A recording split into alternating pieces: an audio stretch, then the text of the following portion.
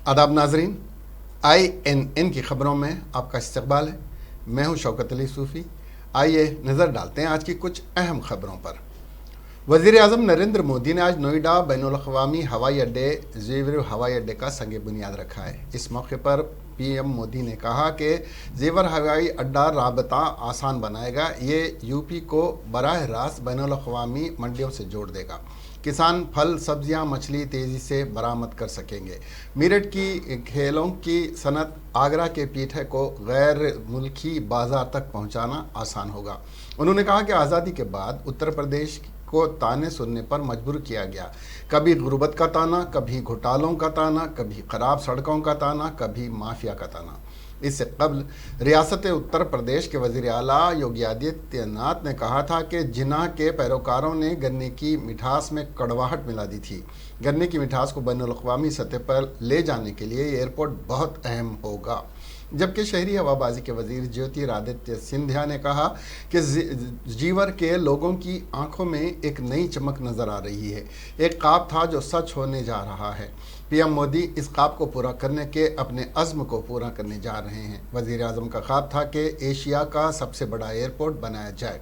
इस सरजमीन पर 34,000 करोड़ रुपए की सरमायाकारी की जाएगी। ये एयरपोर्ट दिल्ली के एयरपोर्ट से बड़ा होगा।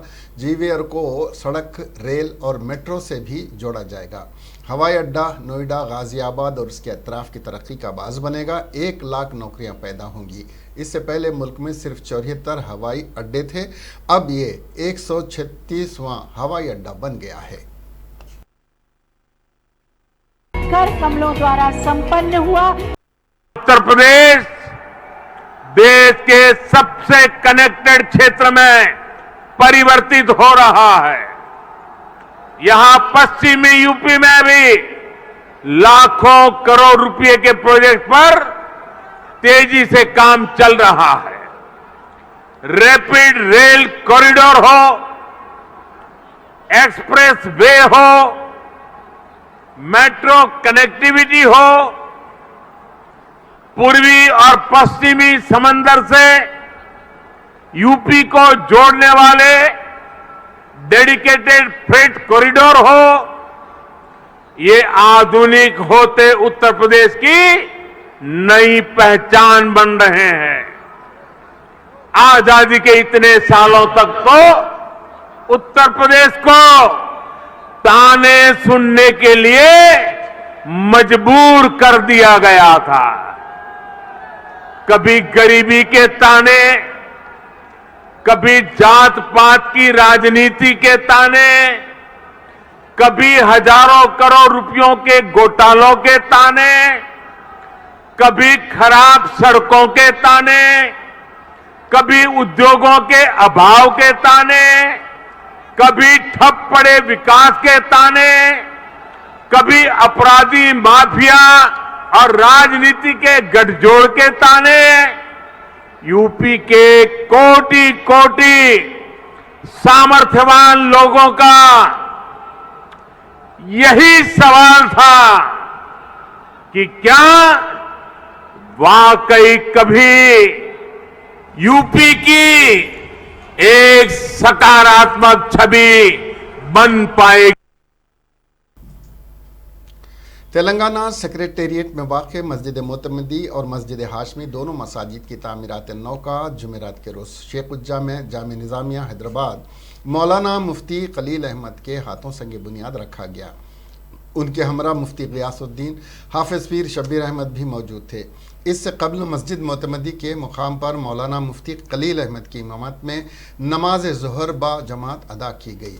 बाद अज़ान तेलंगाना रियासती वज़ीर दाखिला मोहम्मद महमूद अली ने मीडिया नुमाइंदों से बात करते हुए कहा कि वज़ीर आला कल्वाकुंतला चंद्रशेखर राव के किए गए वादे के मुताबिक सेक्रेटेरिएट की दोनों मसाजिद का संग बुनियाद रखा गया है।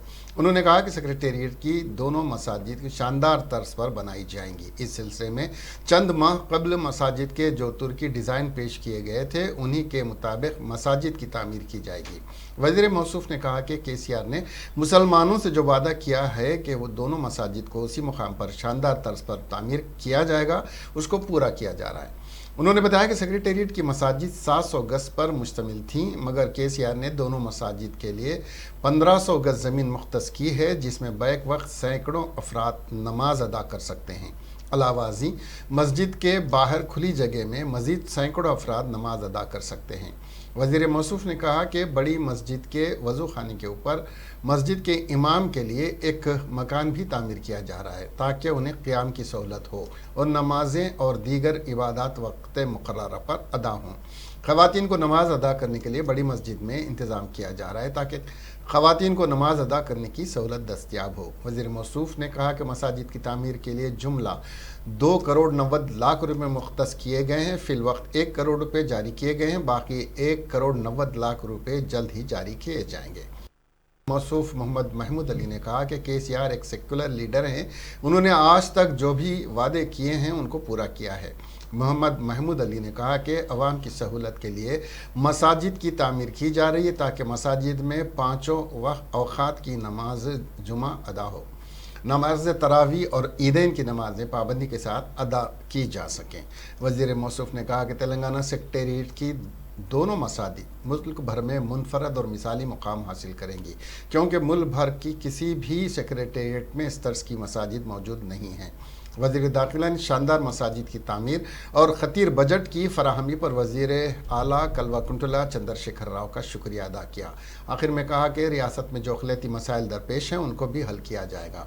इस तकरीब में अरकान असम्बली अकबरुद्दीन अवैसी, अहमद बलाला, दानम नागेंदर, रुकन कानून साज कौंसल फारूक हुसैन, वक्फ बोर्ड चेयरमैन मोहम्मद सलीम, साबिक रुकन कानून साज कौंसल मोहम्मद फरीदुद्दीन, साबिक सदर नशीन रहीमुद्दीन अंसारी, क़मरुद्दीन, मसीउल्लाह खान, अकबर हुसैन, मोहम्मद यूसुफ, जाहिद, सैयद अब्दुल अलीम, अनायत अली बाकरी, हैदर आगा, सेक्रेटरीट मुलाजिमीन यूनियन के जनरल सेक्रेटरी यूसुफ मियाँ और दीगर शरीक थे।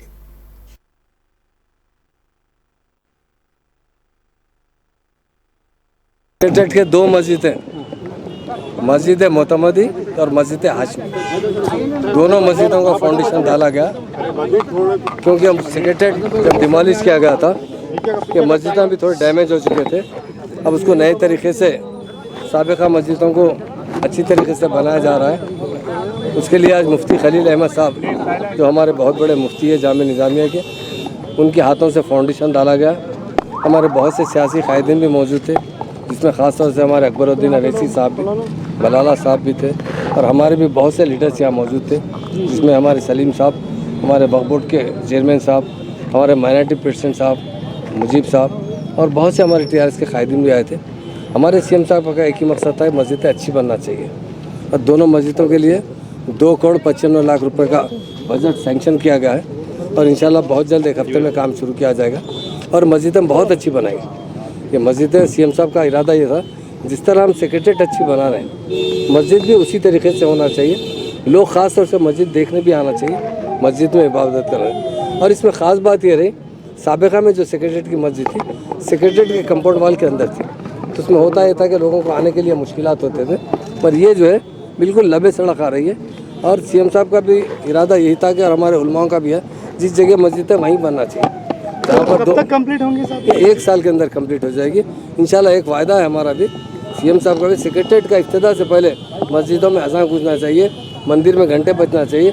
ये तेलंगाना एक सेकुलर तेलंगाना है, और इस तेलंगाना के सेकुलर तेलंगाना के हमारे महान और महात्मा लीडर KCR साहब भी एक बहुत बड़े सेकुलर है, और वो अमली तरीके से जो भी काम करते हैं सारे प्रोग्राम हुआ। कपूला ईश्वर साहब गैर हाजिर रहे, साहब नहीं है उन्होंने यहाँ पर, तो क्या कर सकते हैं। इलेक्शन हमारे पास आप जानते हैं, MLC का इलेक्शन का अपने एरिया में काम कर रहे हैं, और यहाँ पर हमारे माइनॉरिटी कायदीन भी सब थे, यहाँ के लोकल MLA भी मौजूद थे। आपके अलावा KCR खानदान से भी कोई जो है यहाँ पे सब बताया ना, ये इलेक्शन की वजह से MLC इलेक्शन आप जान रहे हैं, कल ने परसों कल ही तक तो नॉमिनेशन डालते रहे। हमारे कैंडिडेट को जहाँ पर वोटिंग के कैंडिडेट है उन्हीं के साथ लगे हुए वो लोग, क्योंकि सर मीडिया को परमिशन क्यों नहीं दी? किसको दी है और कितनी रकम जारी की गई? तामीर के लिए 1 करोड़ रुपए अकाउंट में जा चुके हैं, अभी 2 करोड़ रुपए ज़रूर जाएंगे, और तामीर 1 हफ्ते के अंदर ही इंशाल्लाह चला जाएगा। RMD डिपार्टमेंट के तहत टेंडर से दिया जाएगा, जो भी मुस्तहक होगा उसे जो देख के काम दिया जाएगा, क्योंकि मस्जिद का काम है, एक सिस्टमेटिक काम होना पड़ता, उससे जो 100 लोग माहिर है उन्हीं को इस्तेमाल किया जाएगा, उन्हीं के साथ काम किया तो दोनों मस्जिद बनी है साहब या एक मस्जिद बनी है? मस्जिद जगह पर नहीं, थोड़ा हटके बनाई ये सब जाएगी। गलत बात है। थोड़ी जगह क्रिश्चियन एक देखिए आप देख लीजिए, मस्जिद हाशमी का दीवार पर खुद लिखा हुआ है आज से 50 साल पुराना, इसीलिए 1500 का जगह दी गई, नहीं तो अगर दोनों। Telangana speaker assembly P Srinivas Reddy कल रात मामूल के मुताबिक अपना मेडिकल चेकअप करवाने के लिए दवाखाना पहुंचे तो डॉक्टर्स ने उन्हें बताया कि वो कोरोना से मुतासिर हो गए हैं। स्पीकर असेंबली पोचारम श्रीनिवास रेड्डी ने डॉक्टरों के मशवरे के मुताबिक AIG हॉस्पिटल गच्चीबौली में ज़ेर इलाज हैं, उन्हें वहां पर शरीक करवा दिया गया। उन्होंने अपने एक पैगाम में उनसे मुलाकात करने वालों से ख्वाहिश की कि वो भी अपना कोरोना का टेस्ट करवा लें। वाज़ेह रहे कि इतवार के रोज़ स्पीकर असेंबली पोचारम श्रीनिवास रेड्डी की पोतरे की शादी में तेलंगाना के वज़ीर आला के चंद्रशेखर राव और आंध्र प्रदेश के वज़ीर आला YS जगनमोहन रेड्डी के अलावा कई एक अहम शख्सियतों ने शिरकत करते हुए उन्हें मुबारकबाद दी थी। मरकजी वजीर सयाहत किशन रेड्डी ने बीजेपी रुकन असम्बली राजा सिंह के हमरा अपने हल्के पार्लियामान सिकंदराबाद में कई किए जाने वाले तरक्याती कामों के सिलसिले में GHMC और दीगर महकमे जात के अहदेदारों के साथ इजलास का इनेकाद अमल में लाते हुए अहदेदारों से दरियाफ्त किया कि मूसा नदी की साफ़ सफाई के सिलसिले में क्या इक़दाम किए जा रहे हैं और उनके हल्के में कितने डबल बेडरूम मकानात तामीर किए गए हैं और कितने टॉयलेट कायम किए गए हैं।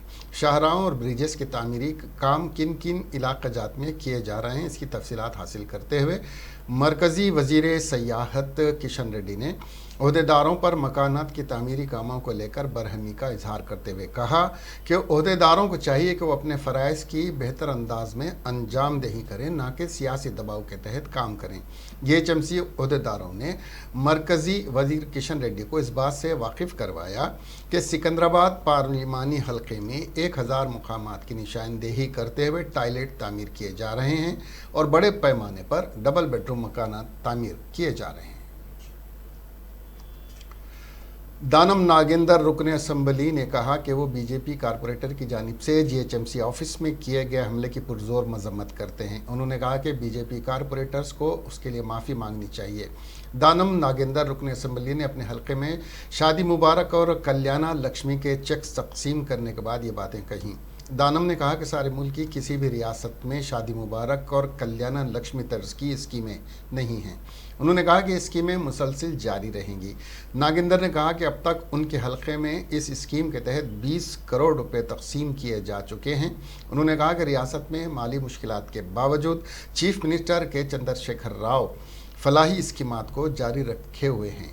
उन्होंने कहा कि तेलंगाना में फलाही स्कीमात पिछले 7 साल से जारी हैं। दानम नागेंद्र ने कहा कि गरीब मरीजों के लिए KCR ने सरकारी दवाखानों में मुफ्त डायलिसिस का इंतज़ाम किया है, जिसके लिए वो चीफ मिनिस्टर और वजीर सेहत हरीश राव के शुक्रगुजार हैं।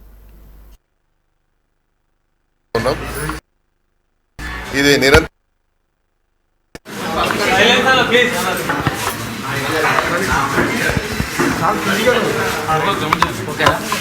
ఈరోజు ఖైరతాబాద్ డివిజన్ మరియు సోమాజిగూడ డివిజన్ సంబంధించి కళ్యాణ లక్ష్మి షాదీ ముబారక్ చెక్కులు పంపిణీ చేయడం జరిగింది। ఈ కార్యక్రమంలో మా స్థానిక కార్పొరేటరు విజయరెడ్డి గారు మరి అదేవిధంగా అక్కడ సోమాజిగూడలో సంగీత యాదవ్ గారు కూడా పాల్పంచుకోవడం జరిగింది।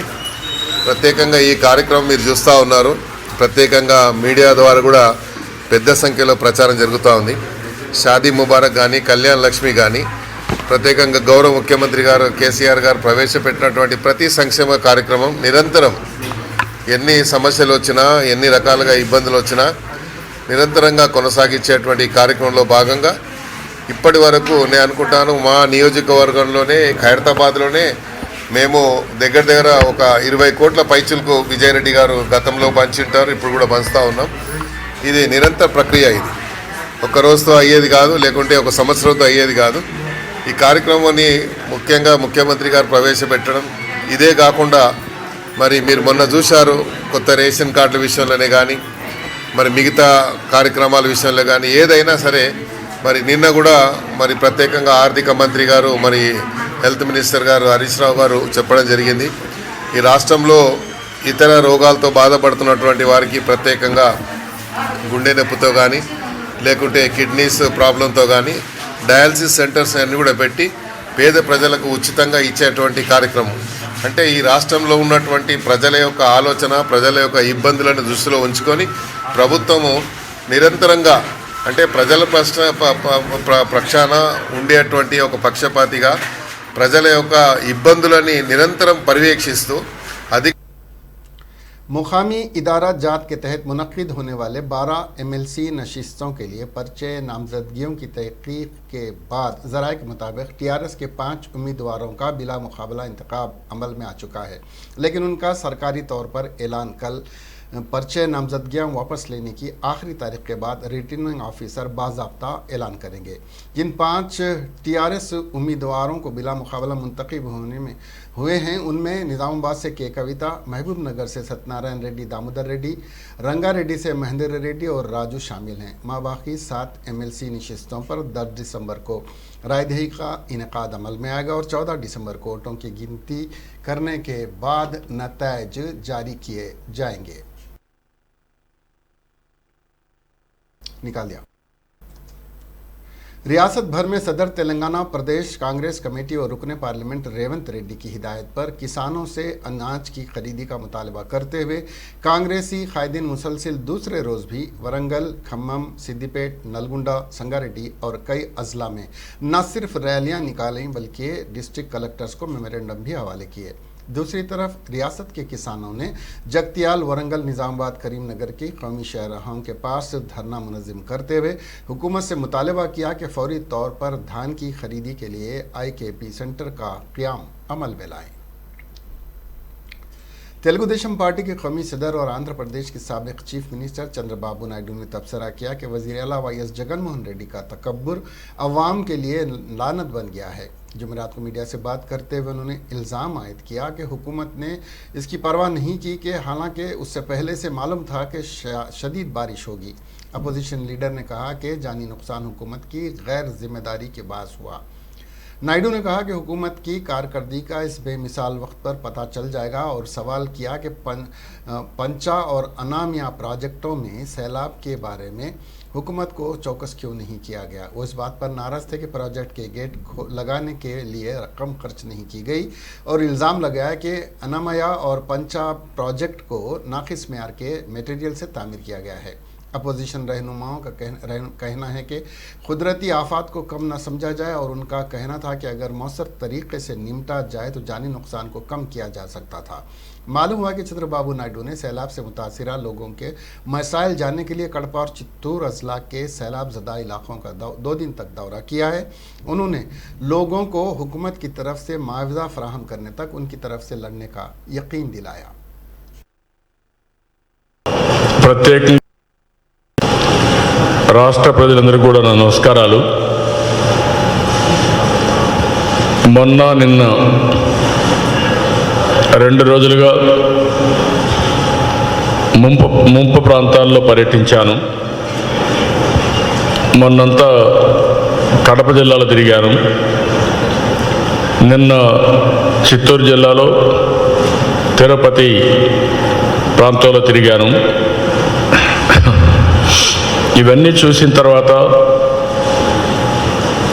వర్షాలు అనేటివి ఈ సంవత్సరం ఎక్కువ పడుతున్నాయని చెప్పి ఎప్పటి నుంచో స్పష్టత ఉంది। ఎప్పటికప్పుడు నవంబర్లో కూడా ఈ సంవత్సరం మొదటి వారంలోనే అన్ని రిజర్వాయర్లు ఫుల్ అయిపోయి అప్పటికే ఫ్లడ్స్ వచ్చాయి। ఆ తర్వాత మళ్ళీ 18వ తారీఖున చెన్నై నగరం ఈ సంవత్సరం అయితే చెన్నై కూడా 2-3 సార్లు ఫ్లడ్స్ రావడం, సిటీ మొత్తం సఫర్ కావడం అయింది।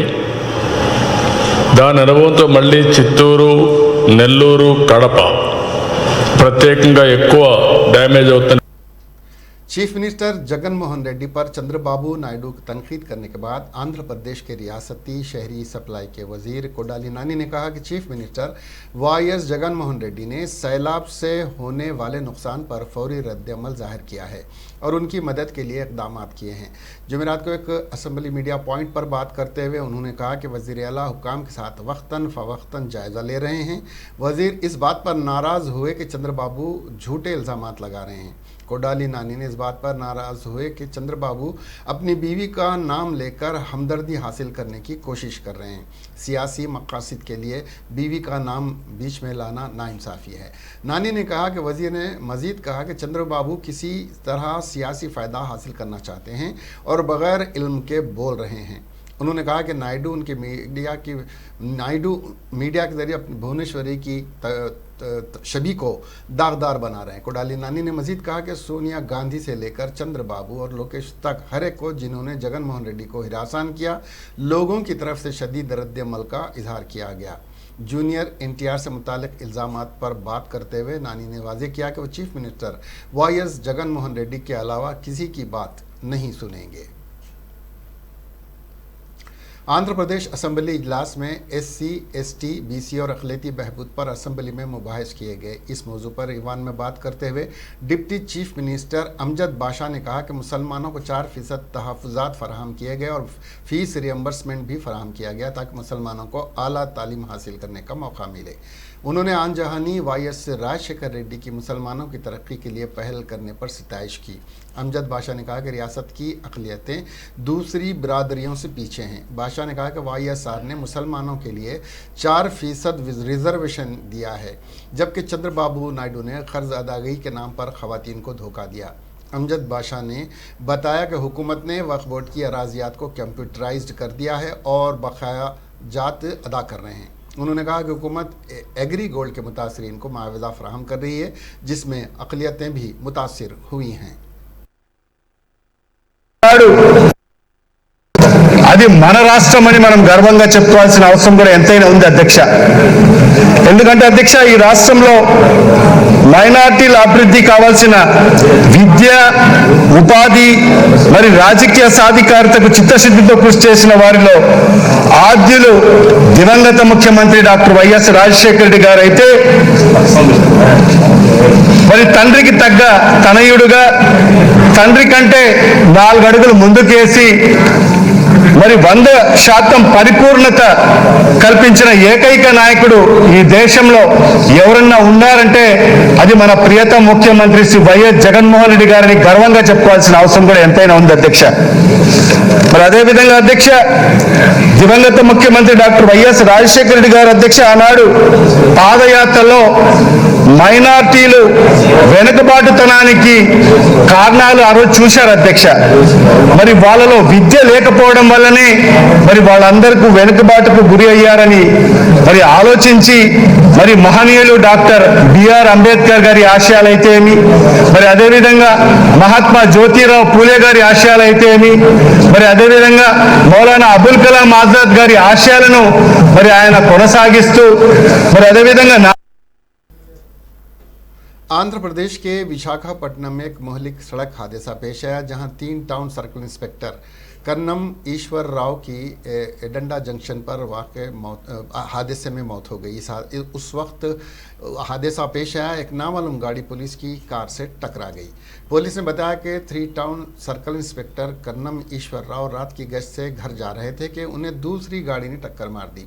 इस दौरान गश्ती गाड़ी का ड्राइवर संतोष शदीद जख्मी हो गया, जिसे मुकामी अस्पताल में भर्ती करवा दिया गया। सर्कल इंस्पेक्टर को सर पर शदीद चोट लगी और वो मौके पर ही अपनी जान से हाथ धो बैठे। इत्तला मिलने के बाद पुलिस मौके पर पहुंची और सूरत हाल का जायज़ा लिया। सर्कल इंस्पेक्टर ईश्वर की लाश को पोस्टमार्टम के लिए KGH मुंतकिल किया गया। हादसे में पुलिस की गाड़ी तबाह हो गई। पुलिस हादसे पर पहुंचने के करीब CCTV फुटेज के ज़रिए हादसे के तहक़ीक़ात कर रही है और नामालूम गाड़ी को तलाश कर रही है, जो उसमें नज़र आ रही है। Hyderabad east zone west zone task force ने तवज्जो हटाकर मोबाइल चोरी करने वाले 4 गैंग को गिरफ्तार करने में कामयाबी हासिल की। पुलिस ने 4 ग्रुपों के 9 अरकान के साथ 2 ऑटो रिक्शा और 92 मोबाइल फ़ोन्स जब्त किए, जिनकी मालियत 12 लाख रुपए है। गिरफ्तार किए गए मुलजिमीन में मोहम्मद महमूद अली, मोहम्मद खान, मोहम्मद आमिर, मोहम्मद मोहसिन, मोहम्मद मूसा, मोहम्मद अब्दुल हाजी, मोहम्मद रफ़ीक, मोहम्मद मंसूर और मोहम्मद दस्तगीर शामिल हैं।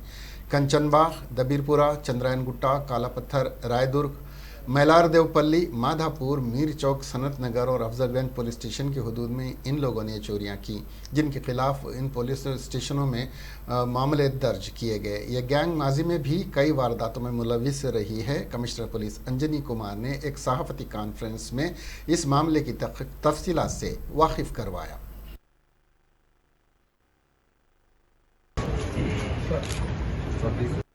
नमस्कार।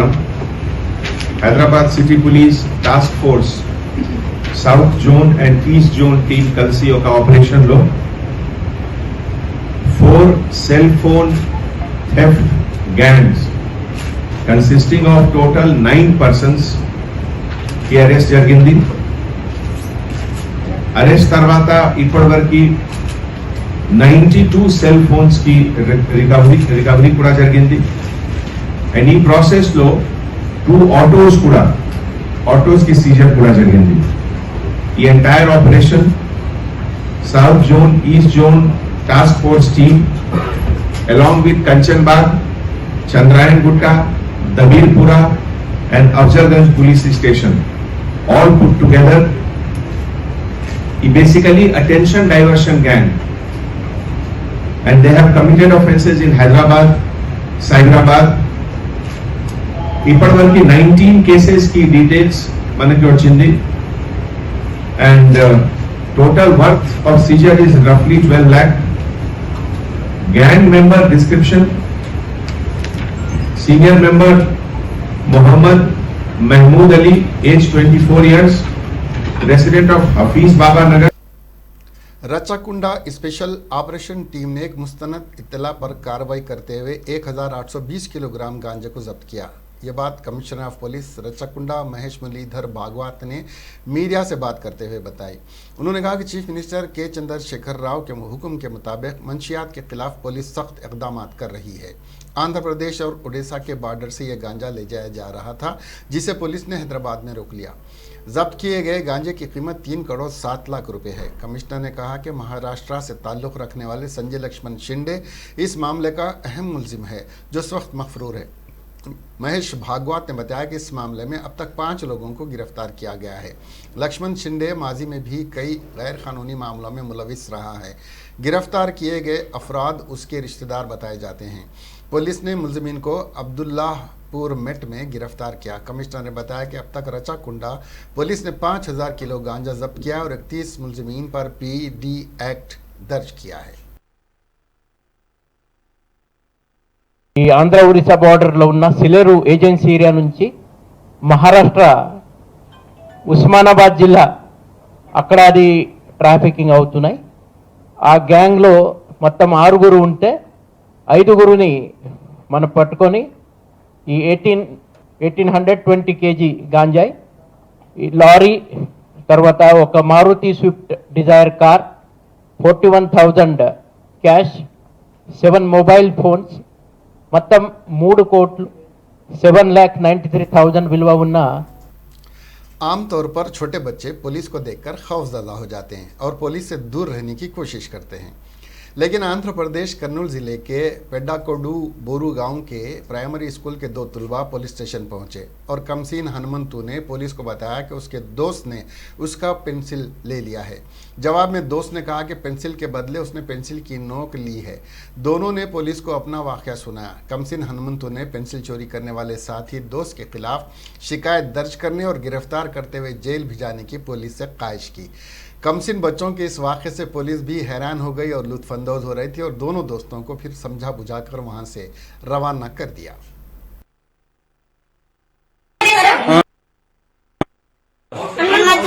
నీ పేరు హనుమంతేనా? ఎవరు ఎవరు ఇదెవరు అంటే పెద్దకడవరా? ఏం జరిగిందిరా?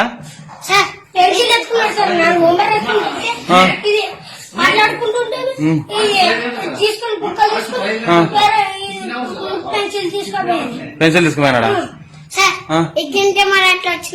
మన నువ్వెందుకు తీసుకుంటారా? ఏ హనుమంతు ఇచ్చినాడంట కదరా? మరి ఇప్పుడే సార్ ముక్కలైతే తీసుకున్నాను సార్. ముక్కలు డబ్బు ఇచ్చినా సార్. మోటార్ బైక్ 3 వచ్చింటే ముక్కలు తీసుకున్నాను సార్. అదే మరి ఇప్పుడు ఏం చేద్దాం మరి తెచ్చినాడు కదా ఎట్లా కేసు పెడతాం. కేసా? కేసు ఎందుకురా? రోడ్డు కట్టాలి దినాన్ని చల్తాను చూడ. इसके साथ ही ये खबरें यहीं ख़त्म हुई। अब हमें दीजिए इजाज़त और देखते रहिए INN चैनल। खुदा हाफिज़।